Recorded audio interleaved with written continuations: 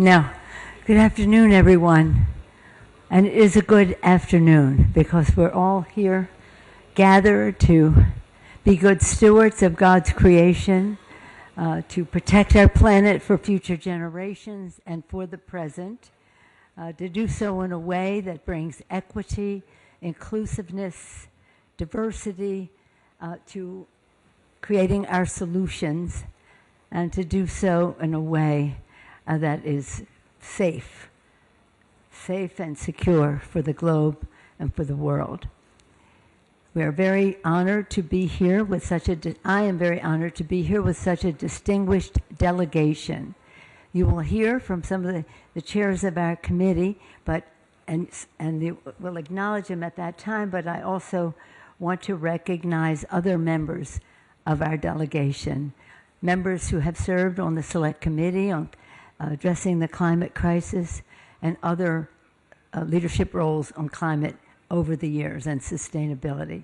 Congresswoman Susan Bonamici of the state of Oregon, Congresswoman Veronica Escobar of the state of Texas, Congressman Jared Huffman of California, Congresswoman Espela of New York, Congresswoman Shelley Pingree of Maine, Congressman of Oregon, again Oregon, Earl Blumenauer, Congressman Sean Casten of Illinois, Congresswoman Nanette Barragan of California.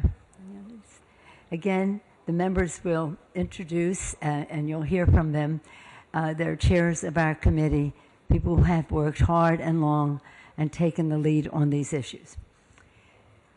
It is a special joy for us to come at this time because the Congress of the United States a couple of months ago passed legislation that was so historic in terms of its vision, in terms of the amount of money committed, and in terms of the hope that is given people. Since we came here, the IRA, the Inflation Reduction Act, has been the source of much positive conversation.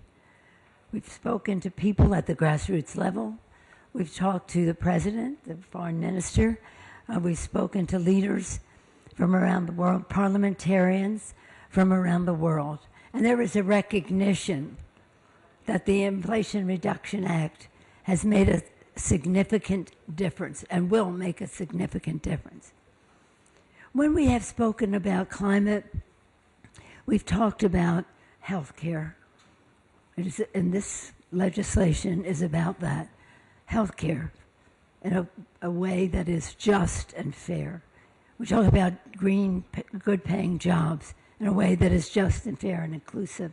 And we talk about, we talk about security in a way that we improve the situation to prevent vast migrations, competition, and conflict over habitat and resources. And we talk about our values. If you believe as I that this is God's creation and we have a moral responsibility to be good stewards of it, then we agree. And even if you don't share that religious view, we all know we have a moral responsibility to our children. So I'll close by just saying this. As we have discussed these issues for decades, many of us, it's always been about survival of the planet, survival of the vulnerable countries and the rest. We want more than survival. We want more than success. With our IRA legislation, we have crossed a threshold of transformation. We want it to be transformative in the lives of the American people as we use that technology that will come from that, but also share that with the rest of the world. We know there's much more that needs to be done. But what we accomplished with the Inflation Reduction Act was something that has never been done before in our country, nor any other country. So I salute our president because it was part of his agenda addressing the climate crisis and about justice and fairness and inclusiveness and diversity and how we go forward. It was contained in our rescue package that we passed contained in the bipartisan infrastructure bill, $60 billion for diversity and equity, inclusiveness. It was in the CHIPS Act in terms of research and science and STEM and education for everyone, diversity, again, inclusion, equity, fairness, and all the legislation that we passed, even our Veterans Bill, which is Veterans Day, so I want to particularly acknowledge that, which ended the burn pits cross that our soldiers were bearing. So in every way, the President has said, when we do this, we want to do it right. And to do it right, we have to listen to those who are affected the most, whether it's the vulnerable nations or the vulnerable people in our own community. So I salute the President. And I also want to salute Kathy Castor. Kathy Castor is the chair of the Select Committee addressing the climate crisis. The report that her committee and many of the committee members are here, the report that they put forth was historic, and it was the basis for the Inflation Reduction Act. I yield to Kathy Castor. Well, thank you, Madam Speaker. Good afternoon, everyone.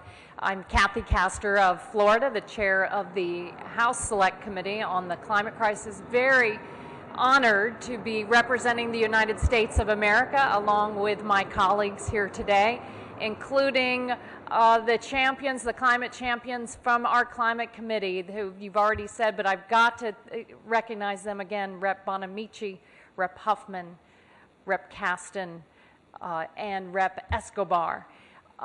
They really were part of a historic effort in the United States of America that started way back, but came to fore just a couple of years ago with a broad outreach effort, listening first to the scientists who said, we must act now. We're in a climate emergency and we're running out of time to address the climate crisis. Their work culminated in the Solving the Climate Crisis Action Plan that compiled recommendations from stakeholders all across the country, across the globe, on how the United States of America could tackle the climate crisis. It did become the basis for the Inflation Reduction Act, our historic climate law, and the Infrastructure Investment and Jobs Act, our bipartisan Infrastructure Act, and additional action through the National Defense Authorization Act and our appropriations bills, because we have to keep working in everything that we do.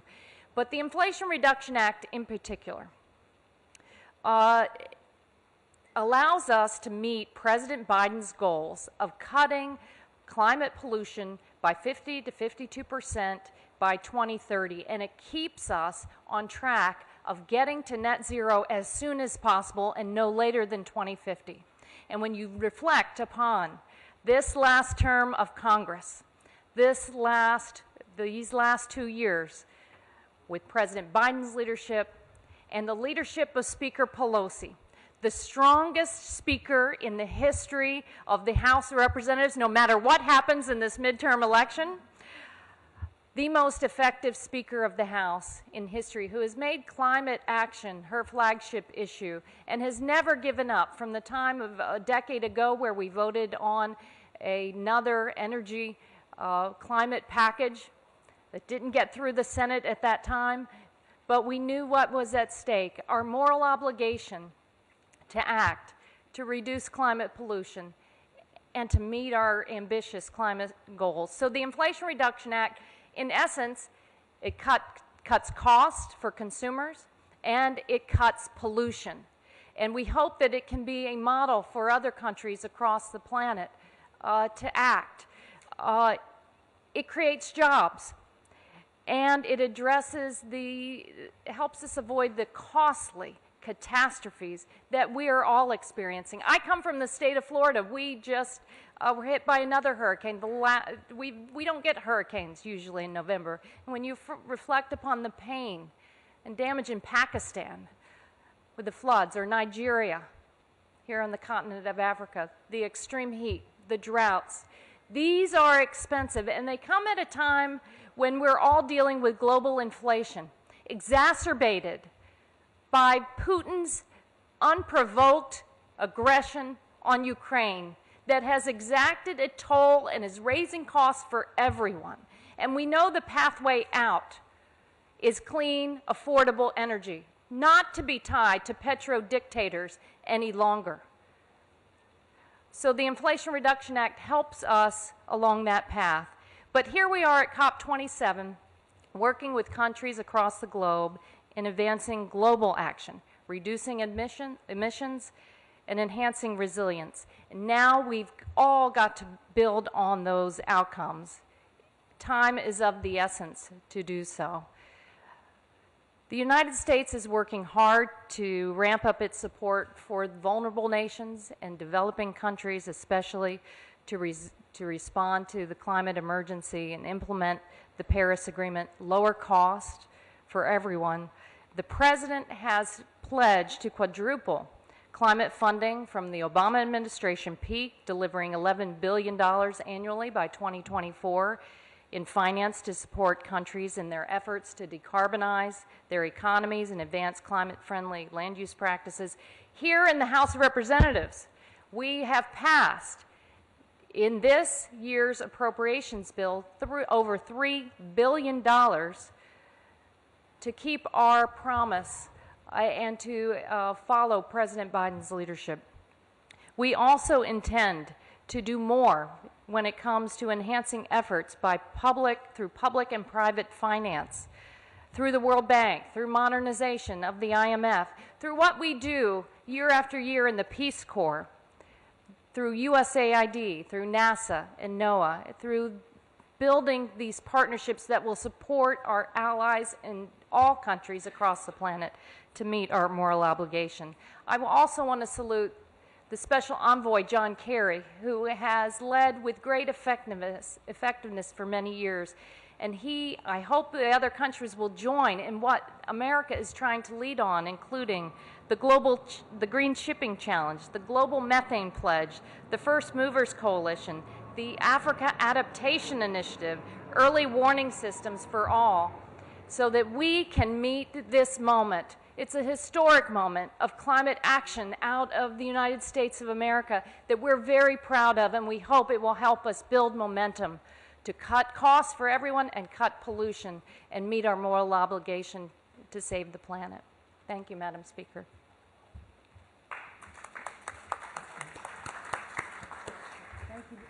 Thank you very much, Madam Chair.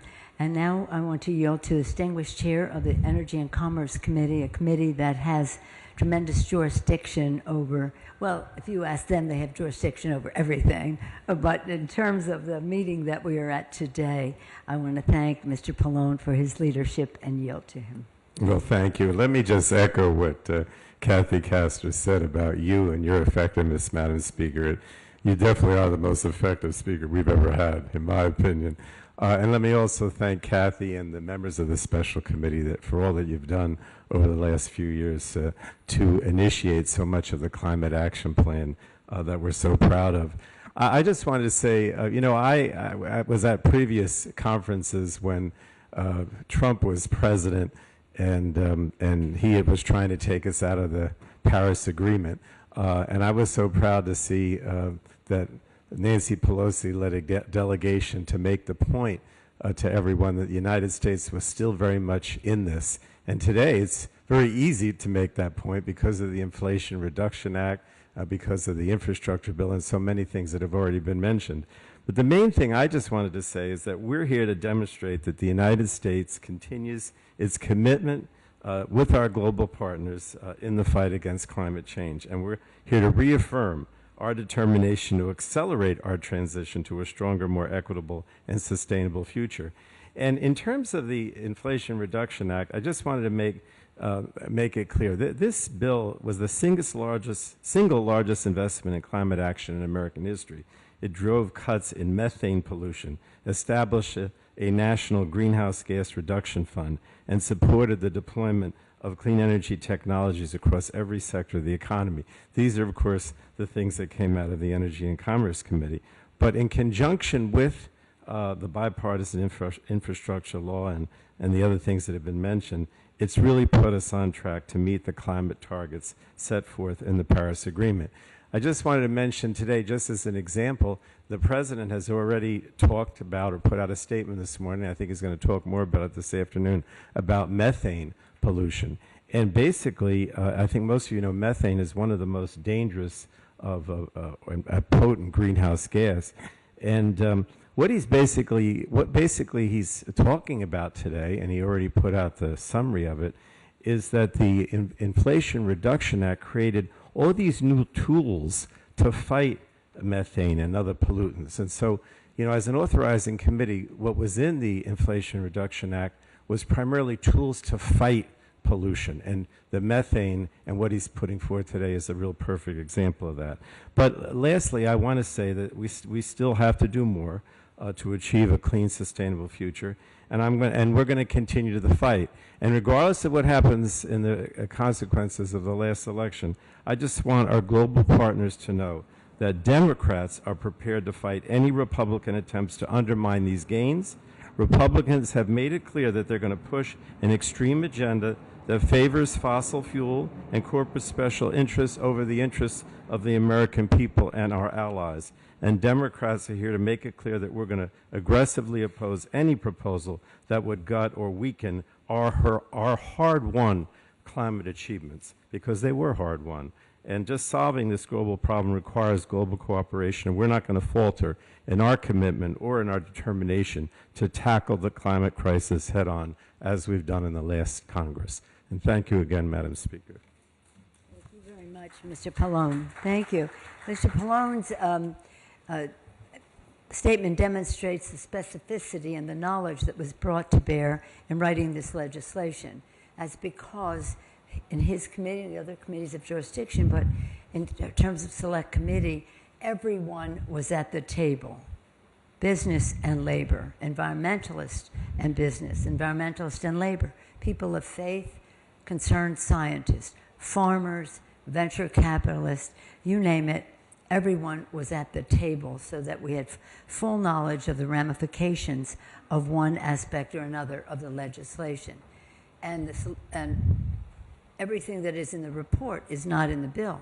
That's more that needs to be done. But what is in the bill is so powerful, thanks to the leadership of the chair of the Ways and Means Committee, Richie Neal. Thank you, Richie, and thank you to Mike Thompson of California, who helped with this, and Mr. Blumenauer, too, on the tax credits. Mr. Neal. Thanks, Madam Speaker. I can testify to the greatness of the Speaker talking about her role in history. I think I've served with most of the speakers. That's why.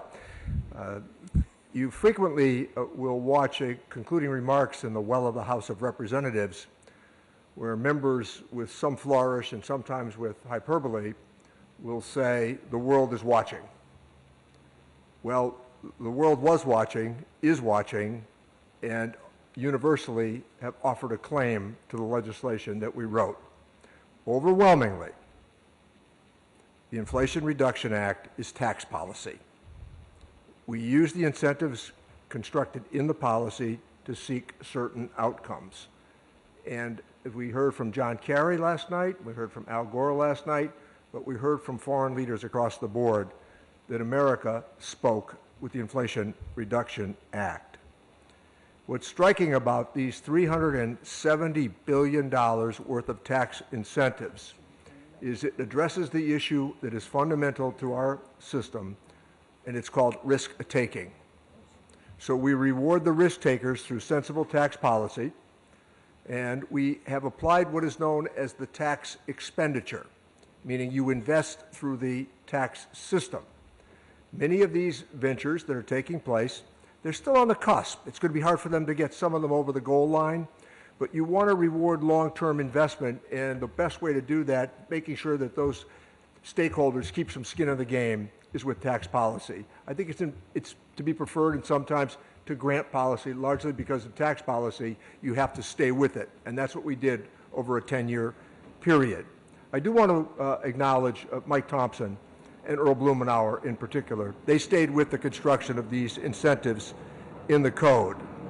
In addition, I also want to point out that it strikes me that the acclaim that we have received here is going to also prompt and incent the rest of the world to say the risk-taking that America has done, the most substantive offering as it relates to climate change in the history of the world, has been done by the Democratic Party. We decided that we were going to proceed based upon Joe Biden's assertion that these items were achievable and doable, and we have reacted accordingly.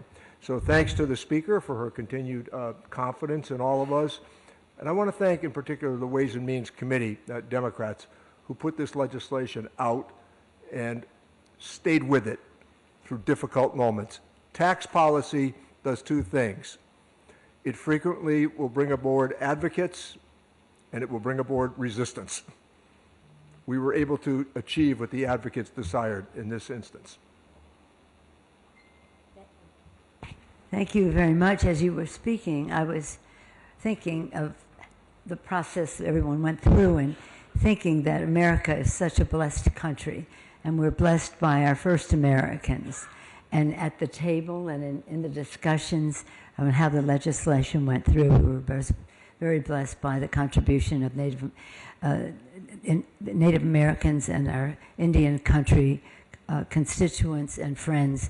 They know the land, they think generations ahead, and we couldn't possibly do infrastructure or any of these issues that relate to climate without their involvement. With that, I want to yield to the distinguished chair of the Foreign Affairs Committee, who's talking, well, he'll tell you what he wants to talk about, but thank you for your leadership. Gregory Meeks of New York. Thank you, Madam Chair. And I want to join my colleagues in thanking you for making sure that climate is always on our mind, even after we were pulled out of the Paris Agreement by the former president.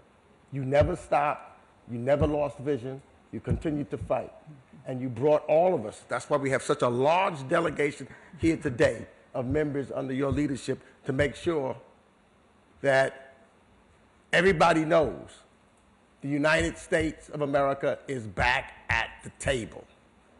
And that's what took place when we first visited Cop26 last year. And we're here today following the commitments that were made at Cop26 is taking place here at Cop27. You know, since then, the United States has taken concrete and significant.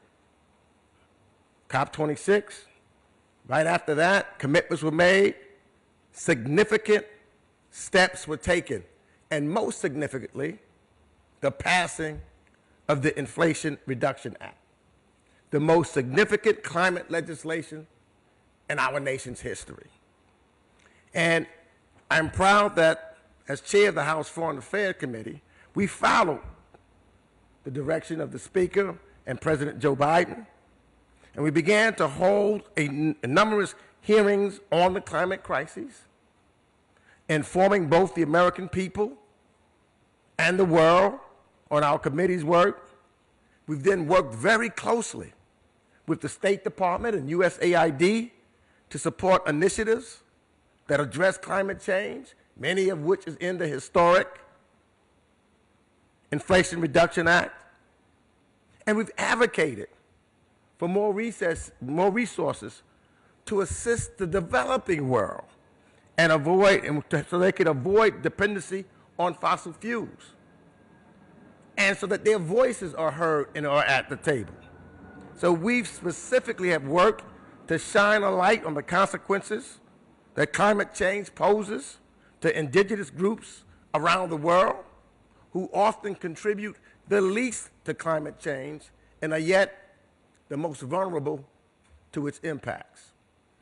Just last week, in fact, I led a congressional delegation to the Pacific Islands, to Palau and Papua New Guinea and Australia, where we saw firsthand the outsized costs indigenous and local communities face from climate change, and how climate change is impacting citizens' ability to put food on the table and their ability to withstand storms that have now become more regular and more severe. In fact, we witnessed one while we were there. Lastly, of course, Russia's invasion of Ukraine has only underscored our over-reliance on oil and gas and our need to find clear energy sources, independent of oil and gas-rich states that control their flow. Clean energy is not only necessary for mitigating climate change, it is a requirement for energy independence. And so I'm grateful again to join this delegation along with Speaker Pelosi that she's put us together to make sure that the word goes out that we are going to save this planet. We will not be silent. We're going to follow up on our commitments, and we're going to make sure that the voices of all, the indigenous, the vulnerable people, are heard, and we work collectively together to make sure that this place that we call Earth, because there's one place that we all share, is this planet. And we've all got to work together to make sure we have something for all of us. Thank you, and I yield back. Thank you, Mr. Chairman. Now I want to yield to, as we go forward, to the chair of the subcommittee on appropriations, state foreign operations, Congresswoman Barbara Lee, who controls the purse strings on how we go forward. But Barbara, I just have to say we've been given a 5-minute warning for the room, so. Thank you, Madam Speaker. I will try to stick to my 1 minute. And I want to thank you for your tremendous leadership once again on the world stage. You've demonstrated, I tell you, your unbelievable understanding of what a global leader means. And so thank you again for this. And also to our delegation, and especially to Chair Kathy Castor for showing what we can do together as Democrats, especially with the Inflation Reduction Act, and how since we've been here, everywhere we go, every meeting we have, people really understand the impact of the climate provisions of the bill. So thank you again very much for that.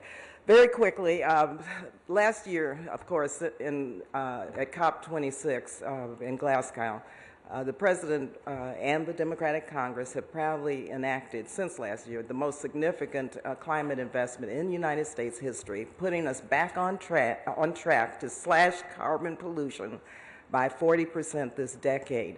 And as chair of the House Appropriations Subcommittee on State and Foreign Operations, I'm committed to furthering these gains and these goals. Chair Castor mentioned the $11 billion which the President is putting forth, has pledged to address adaptation, resilience, and in his 2023 budget, if we get it negotiated the way he intends it and we intend it, we'd be way ahead of achieving our goals before the scheduled date. In this bill this year, we include $1.6 billion in the International Green Climate Fund to help developing countries mitigate climate impacts, to reduce emission, and to fight climate change. And it's so important, I think, that we're here on the continent of Africa because we have heard over and over again the issues with regard to developing countries, vulnerable states.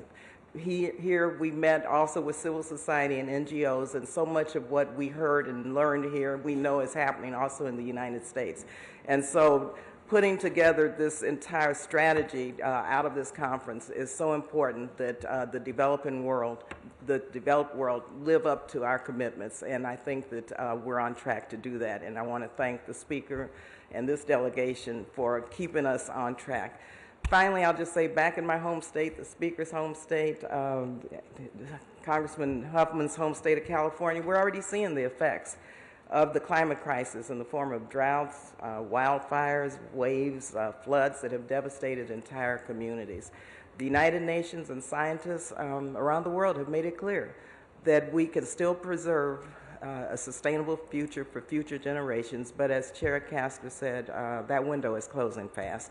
So we must work together, follow through on our commitments, and change this collective trajectory. So thank you again, Madam Speaker, for that, and look forward to getting our bill negotiated and the investments made this year through the appropriations process. Thank you so much for your great leadership. In closing, I just want to thank the government of Egypt, the President, the Foreign Minister, for hosting Cop27, doing so with a theme of Africa as well, because we learned so much from this continent about where we go from here. We want to be able to, again, as Congresswoman, Madam Chair said earlier, think in terms of the multilateral development banks and Mr. Neal talking about the private sector taking a piece of, so that we can, whatever resources we can, they would be leveraged to a much greater amount so that we can help these countries and so that they don't have to use their money and have an opportunity cost for food and education and the rest for their children. We listened very carefully to the vulnerable nations and their members of parliament about how we can work together as we go forward. One thing you have to know is that we have left incrementalism in the dust. This is about transformation. We hope that this Cop27 will be the threshold that we all cross to remove all doubt that we are, as a world, serious about saving the planet for the children, and to doing so that listens to those affected most, brings the most diversity and the most justice, environmental justice, economic justice, social justice, to the issues that we, as we address the climate crisis. Do we have time for one question? One question. Who's going to recognize? That's a level of politics I don't get involved in. Okay. Did you decide who it was? Yes, sir. Okay, right there. He has proximity, so there we are.